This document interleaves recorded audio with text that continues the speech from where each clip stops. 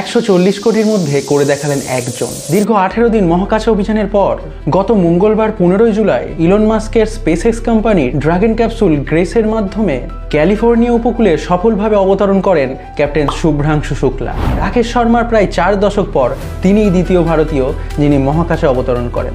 International space স্টেশনে পা রাখা প্রথম ভারতীয় মহাকাশচারী শুভ্রাংশু শুক্লা।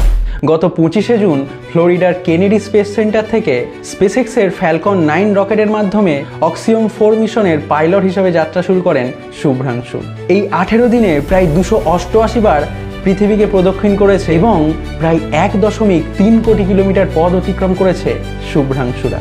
এই সময়কালে তিনি ইসরো দ্বারা নির্ধারিত 7টি এবং আরও 60টি মাইক্রোগ্র্যাভিটি পরীক্ষা সফলভাবে সম্পন্ন করেন, যা ভারতের পরবর্তী গগনযান মিশনের জন্য গুরুত্বপূর্ণ তথ্য সরবরাহ করে।